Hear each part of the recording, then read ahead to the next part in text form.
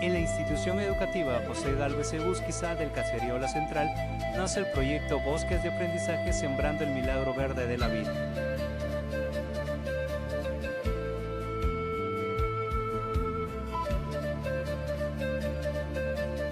Es una propuesta que integra ciencia, trabajo colaborativo y compromiso ambiental para proteger nuestro territorio y asegurar un futuro mejor para nuestra comunidad. Comencemos con un diagnóstico participativo. Estudiantes, docentes, padres de familia y autoridades locales observamos el entorno y reconocimos problemas visibles: suelos erosionados, laderas sin vegetación y escasez de árboles. A partir de ello, planificamos acciones y decidimos qué especies utilizar para reforestar, priorizando pino y eucalipto por su adaptación y beneficio para el ambiente. Luego, acondicionamos el vivero escolar. Preparamos el área de semilleros, mezclamos sustratos, sembramos las semillas y registramos cada avance mediante fichas y fotografías. Así, los estudiantes aplican saberes de ciencia y tecnología en situaciones reales y significativas. Con el tiempo, acompañamos el crecimiento de los plantones, realizamos el repique, el riego diario, el control básico de plagas y el monitoreo permanente.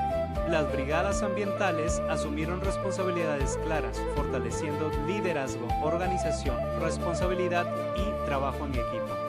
Cuando los plantones están listos, pasan al siguiente paso, el trasplante a campo abierto en zonas priorizadas. Participan estudiantes, docentes, padres de familia y autoridades locales, reafirmando que reforestar es cuidar el agua, el suelo, el aire y la vida. Parte de la producción del vivero también se entrega a las familias y comunidades vecinas, promoviendo corresponsabilidad, continuidad y expansión del proyecto. Realizamos seguimiento constante, evaluamos resultados y reflexionamos sobre lo aprendido para mejorar cada proceso y asegurar la sostenibilidad del vivero.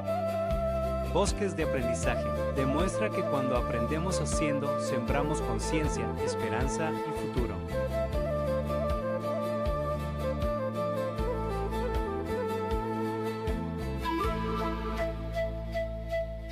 Cada planta es más que un árbol, es un compromiso con la vida, con nuestra institución educativa y con nuestra comunidad.